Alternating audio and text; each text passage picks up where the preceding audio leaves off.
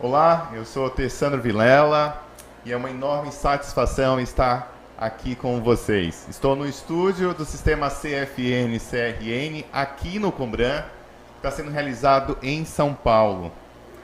Hoje vamos falar sobre um tema relacionado à área da nutrição clínica e saúde coletiva com foco na alimentação e cuidados nutricionais da população LGBTQIA+.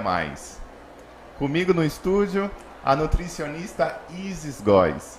Isis, seja bem-vinda e desde já, muito obrigado por estar aqui conosco. Por favor, se apresente aos nossos telespectadores, à nossa audiência. Olá, boa tarde. Muito obrigada, Tessandro, né, pelo convite. Um prazer estar aqui com você. Um prazer também estar aqui a convite, né, do sistema do Conselho Federal, né, dos Nutricionistas, CFN-CRN. Meu nome é Isis Góes, eu sou nutricionista com aperfeiçoamento ambulatorial em saúde coletiva. Atualmente, né, faço doutorado na área de endocrinologia clínica pela Universidade Federal de São Paulo, a Unifesp, onde também acabo desenvolvendo, né, como pesquisadora, participo, né, de uma pesquisa intitulada Mapeamento da População Trans no Estado de São Paulo e atendo também como nutricionista no ambulatório do Núcleo Trans Unifesp. Perfeito, Isis. Esse é um assunto que merece a nossa atenção, merece ser discutido e é essencial. Então, eu vou deixar você, como especialista, falar. A gente tem aqui algumas perguntas. A primeira, Isis, quais são as principais diferenças fisiológicas e nutricionais observadas em pessoas trans e intersexos comparadas à população endossexo e cisgênero? Certo, Tessandro. Vamos lá. Acho que só para conceituar, né, um pouquinho sobre essas questões, né, porque não chega a todas as pessoas essas informações, né, a gente tem, né, dentre as características corporais, né, que é uma condição que envolve também alguma das populações, né, LGBTQIA+, como a população intersexo, né, que é o I da nossa sigla, LGBTI, que é mais, e a população intersexo, diferente da população endossexo, né, que são aí pessoas que nascem com características sexuais, já que a gente entende como natural, vamos colocar dessa forma, porque é a forma que é ensinada nas ciências, nas faculdades de saúde, medicina, né, pensando nas questões reprodutivas, macho e fêmea. Então a pessoa que tem cariótipo XX, XY, e tem toda aquela questão, né, de ter um corpo dentro dessa perspectiva, produção de hormônio, dentro do que a gente já conhece como macho e fêmea. A população intersexo diverge, né, dessa população endossexo. Então, intersexo são pessoas que têm características congênitas, assim, com relação ao cromossomo, com relação às gônadas, né, testículo, ovários, produção ou resposta, né, desses hormônios, testosterona ou estrógeno, diferentemente. Elas são bem diversas nessa questão. Então, com relação à população intersexo, ela vai possuir uma série de questões, né, tanto metabólicas quanto fisiológicas, dependendo de cada estado intersexo que ela tem, né? Esses estados intersexo, dentro da área de medicina, é chamado de diferenças do desenvolvimento do sexo. Então, existem mais de 40, né, a gente chama de DDS, né, essas diferenças do desenvolvimento do sexo, mais de 40. Então, cada uma vai ter uma especificidade diferente com relação a características de estado nutricional, a fisiologia. Então, as mais comuns, né, que a gente tem dentre os estados intersexo são a hiperplasia adrenal congênita, né, que é uma questão de glândula mesmo diferenciada, que causa uma elevação de andrógenos e testosterona. Então, se é uma pessoa que é XX, ela vai ter uma genitália às vezes atípica, vai ter alguma questão relacionada à síndrome do ovário policístico, que por si só vai já aumentar, ter mais testosterona disponível, mais resistência à insulina, uma composição corporal às vezes mais próxima, né, com mais percentual de gordura, baixa vitamina D. Então, algumas questões que vão aparecendo, né? Assim como a outro estado intersexo que também é bem comum, como a insensibilidade androgênica, né? Que são aí principalmente para pessoas que têm cariótipo XY e a partir da não resposta dos receptores do corpo à testosterona, ela não se desenvolve da mesma forma. Então, inclusive, a gente tem, né, mulheres que são intersexo que têm cariótipo XY. Então, porque elas, né, nascem com vulva vagina, são designadas como mulheres ao nascer, e se elas forem uma pessoa cisgênero, elas continuam se identificando assim. Mas vão ter algumas modificações, às vezes tem um percentual de gordura um pouco mais elevado, algumas mudanças no perfil lipídico também, perfil glicídico também. Então, algumas questões metabólicas acabam sendo associadas nesse sentido. Importante dizer, né, que o estado intersexo não é uma doença por si só, né? Ele é uma identidade social de pessoas que têm uma diferença do desenvolvimento do sexo, que pode ter impactos, né, na saúde ou mesmo na questão de estado nutricional ou não, dependendo de cada indivíduo, dependendo de cada DDS. Então essa é uma diferença, né, nesse sentido, relacionada a características corporais nesse sentido, e com relação à população trans, aí a gente vai ter essas mudanças fisiológicas vão ser para pessoas trans que usam, né, o que a gente chama de hormonização, que é a utilização de esteroides sexuais, seja testosterona, seja estrógeno, dependendo, né, de cada pessoa, e também às vezes, no caso de pessoas transfemininas, aqui abro, né, um parênteses, mulheres trans, travestis e pessoas não binárias dentro da perspectiva mais feminina, que utilizam um bloqueador de testosterona. Então, uma série de mudanças fisiológicas vai acontecer no corpo quando a pessoa inicia uma hormonização, né? E essas mudanças vão acompanhando ela, duram aí de 1 a 3 anos, né? Há toda uma modificação da composição corporal, mudança da localização da gordura onde ela fica. Isso faz parte também de um marcador de gênero na nossa sociedade, né? Onde a realocação da gordura, como o corpo é. Então essas mudanças vão acontecendo e algumas mudanças metabólicas também podem acontecer. Ainda não é uma evidência científica totalmente fechada, né? Ainda os estudos, né, discutem sobre isso, uns acham umas coisas, outros outras, mas podem haver algumas mudanças metabólicas junto com essa mudança da composição corporal também. Bom, muito obrigado pelas suas informações, é bastante complexo e isso traz a importância do nutricionista, né? Da nutrição, da alimentação. Né, a gente tem falado no sistema que onde tem alimentação tem um nutricionista, né? Sim, exato. E a nutrição está presente, o profissional, ele acompanha em todas as fases da vida, né? Do indivíduo, da pessoa. A gente tem uma outra pergunta, que é como o estresse de minoria e os marcadores sociais afetam o comportamento alimentar de pessoas LGBTQIA+. Certo. O estresse de minorias, né, ele é uma teoria mais das ciências humanas, das ciências sociais, que fala sobre minorias como um todo, né? Então, não só pessoas LGBTQIA+, mas também pessoas com deficiência, a população negra, a população indígena, que são minorias, né, que vão sofrer algum impacto da sociedade como ela é organizada hoje, dentro de uma perspectiva do que é normativo e esperado e padrão e o que não é, o que está fora disso.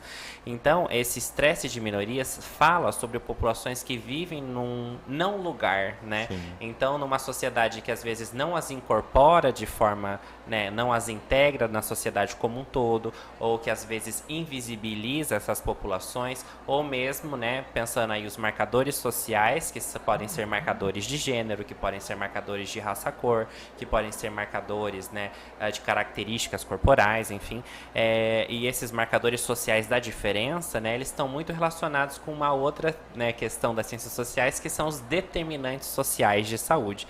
Então, os determinantes sociais da saúde, junto com o estresse de minorias, são uma série de questões sociais, né, como obstáculos para acessar serviços de saúde, obstáculos para ter uma boa aceitação dentro da família, para se desenvolver como todas as outras pessoas, para ter uma adolescência, né, sem preconceito, tudo isso.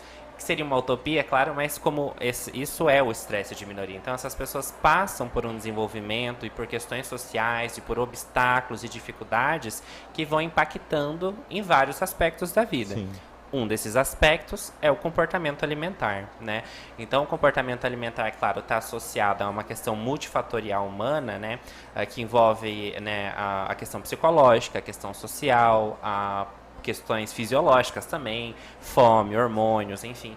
Então, o comportamento alimentar, né, com essa interferência do estresse de minorias, acaba sendo modificado às vezes.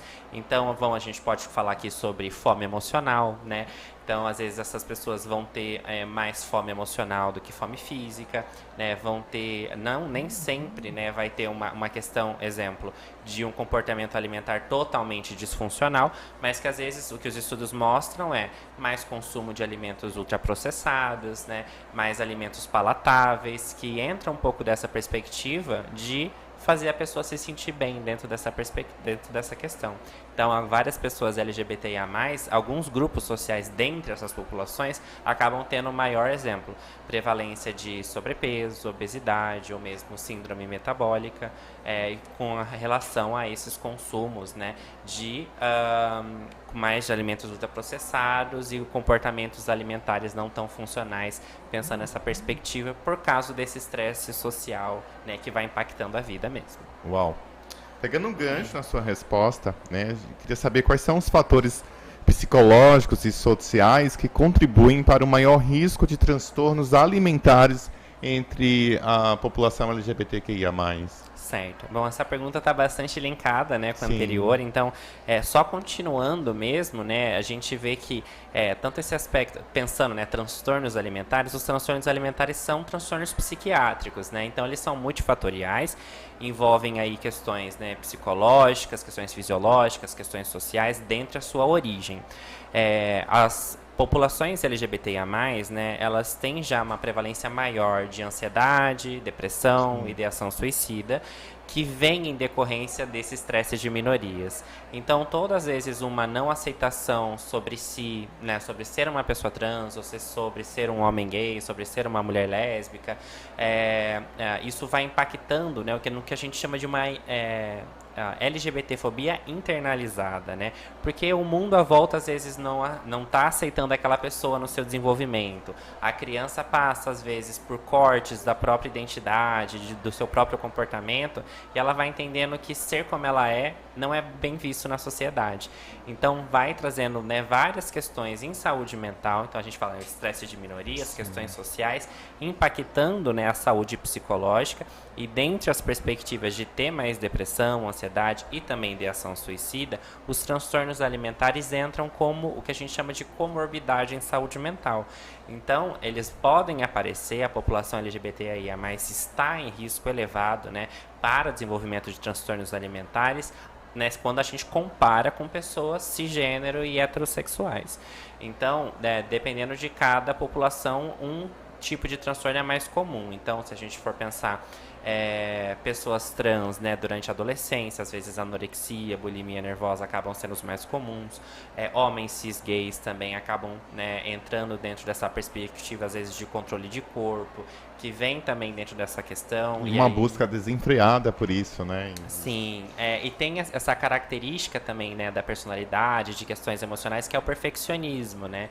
Porque a população LGBTIA+, sofre muito com isso, nesse sentido de, eu preciso me esforçar muito mais, preciso ser perfeita, para que quem eu sou não seja criticado em outros âmbitos. Então, isso também acaba, o perfeccionismo, ele é uma do perfil, né, principalmente para anorexia nervosa. Então, ele vai, né, se compartilhar dentro dessa perspectiva. Mulheres cis, né, bissexuais, lésbicas também às vezes acabam tendo, né, mais prevalência às vezes de compulsão alimentar, de bulimia nervosa. Então tem essas questões, né, e esse risco é um pouco maior por causa de todo esse processo social também envolvido, né? E a gente sabe, né, que é bem frequente o uso das mídias sociais, a mídia no geral, fazer esse apelo pela busca do corpo perfeito. Sim. Né? A gente tem aí a grávida perfeita, a modelo perfeita, né, uma pele lisa, uma pele sem manchas, sem celulite. Isso traz sérios riscos à saúde, né, da população. Exato. Né? E é incalculável, como leigo, ter uma noção abrangente sobre isso. Sim. Mas você tocou num assunto anterior e eu queria voltar. A gente está com uma audiência no YouTube, a transmissão ao vivo, e a gente tem aí assistindo essa transmissão nutricionistas, técnico em nutrição e dietética, outros profissionais da saúde e a população geral. Então, alguns termos técnicos talvez traga aí um pouco de dificuldade no alinhamento, mas você está tendo, né, esse cuidado de trazer a questão técnica e explicar. E eu queria resgatar um pouco, eu queria saber assim, de que maneira o acesso limitado a cuidados de saúde especializados em nutrição afeta o estado nutricional e a saúde geral da população LGBTQIA+. Certo. Bom, como a gente veio conversando, né, dentre aqueles determinantes sociais da saúde, o acesso a serviços de saúde é um determinante social. A população LGBTIA+, né, sempre teve, né, ficou afastada da saúde, dos serviços de saúde como um todo. Isso a gente pode falar, né, das unidades básicas de saúde, né, os famosos postinhos de saúde, por causa desse não lugar, né. Então, muitas também questões de violência, violências simbólicas, nas falas, né, que afastaram essa população. Então, inclusive dentro de um aspecto geracional. Se a gente pensa, né, pessoas LGBTI mais velhas, né, elas vão ter muito mais afastamento e presença de isolamento social dos serviços de saúde também, do que pessoas, né, LGBT mais novas, porque a gente vem vendo essa mudança na sociedade aos poucos, mas a gente está chegando mais aos serviços de saúde, mas ainda há obstáculos. E esses obstáculos, pensando nos aspectos nutricionais, podem trazer diversas questões, né? A gente sabe sobre a importância, né, do profissional nutricionista em unidades básicas de saúde, na atenção primária, nos postinhos, para fazer esse cuidado também.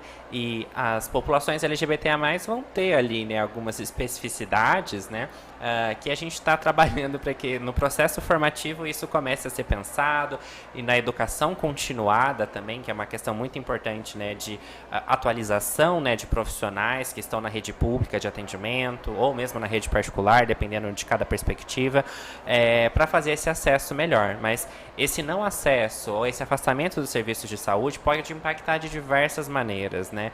Então, tanto dentro do quesito de estado nutricional, de composição nutricional, e aí a gente sabe que a população como um todo está passando por um processo, né, de mudança epidemiológica nessa questão de elevação de sobrepeso, de obesidade, e não estou falando aqui de IMC, estou falando realmente de um processo, né, de obesidade que envolve uma síndrome metabólica com elevação de pressão arterial, e que dentro dessa perspectiva, a população LGBTIA+, pode também estar mais afetada por conta daqueles determinantes, pode, com o uso de hormônios, né, sem acompanhamento, que isso acontece muito, automedicação para hormonização por pessoas trans, porque tem medo de chegar a um serviço de saúde e sofrer transfobia.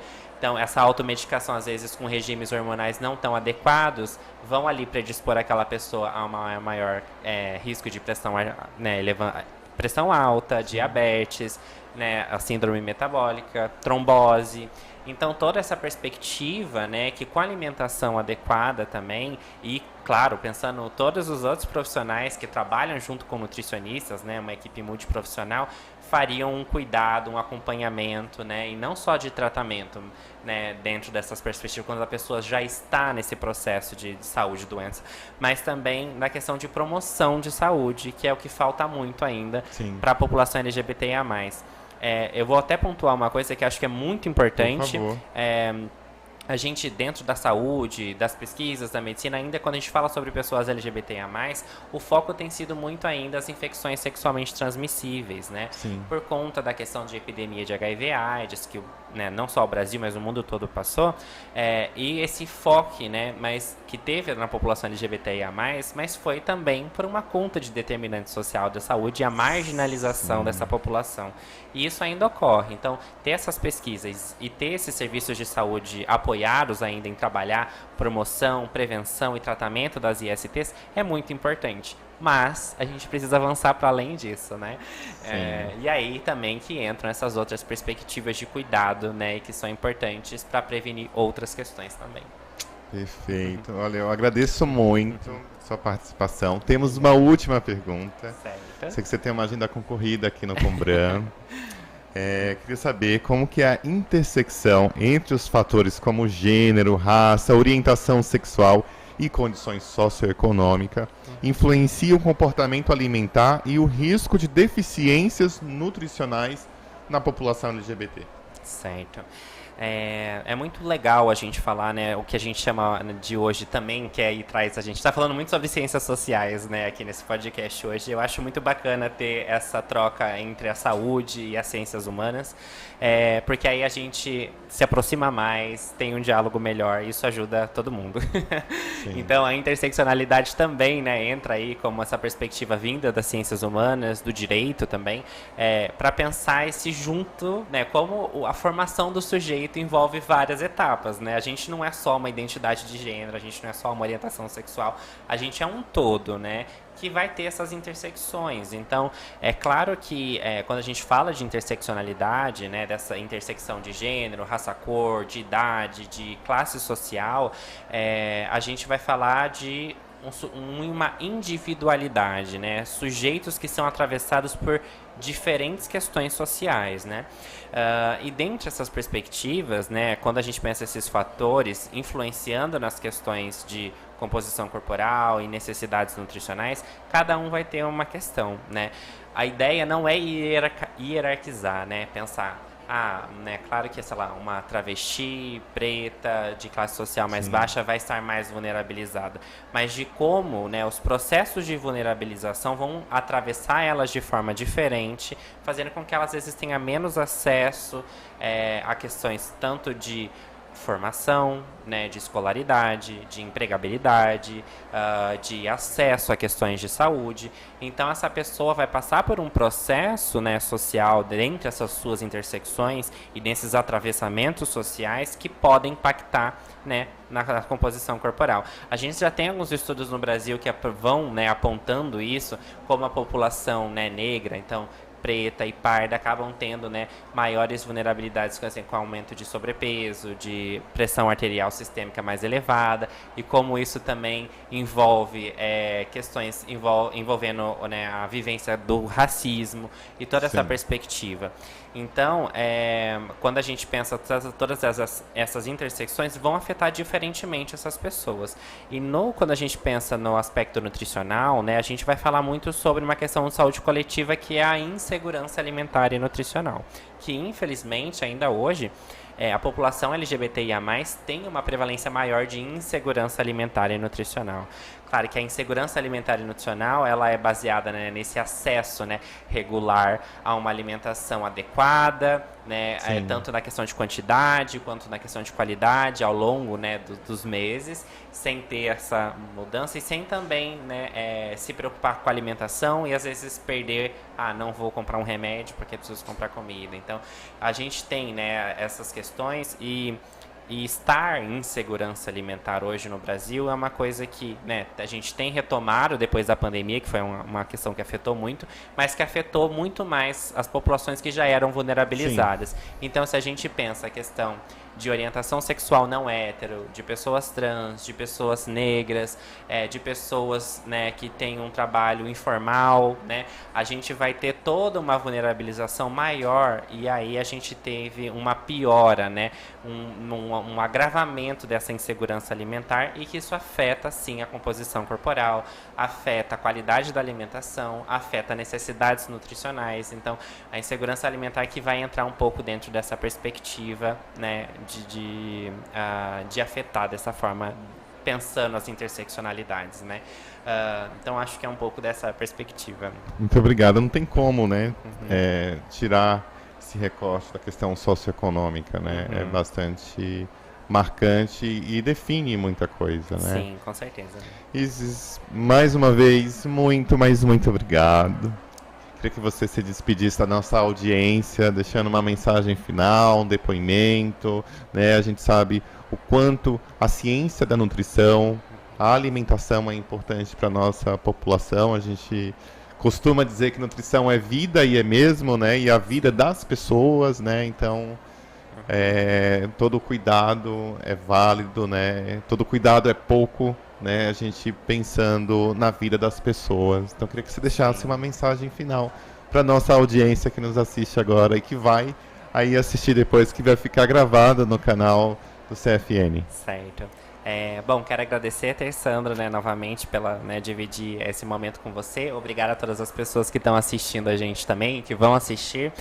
Acho que o recado que eu quero deixar é que aqui a gente está falando de diversidade, né? Exato. E o que a gente quer é que a gente tenha mais diversidade quando for falar de nutrição, tanto na pesquisa, quanto na área clínica, quanto na saúde coletiva, para a gente ter uma equidade, né, melhor nos acessos, na alimentação, a segurança alimentar. E isso é uma movimentação, né? Comida, alimentação é uma coisa que mexe com tudo, né? A gente está falando de economia, de política, de questões sociais, enfim, e que essas discussões, né, permeiem mais toda a área da nutrição e a gente possa cada vez, né, pensar melhor e pensar ações e pensar políticas juntos, e ter esses momentos também, né? Agradeço também, né, pela questão aqui, né, no Combran hoje, né, como uma mulher trans palestrando, e tendo outras pessoas trans também, né, assistindo ao Combran, nutricionistas. Então essa presença e essa troca também é muito importante, a gente deixando a nutrição também mais diversa nesse sentido. Muito obrigada. Muito obrigado, Ziz. E a você, até mais, um forte abraço. Tchau, tchau.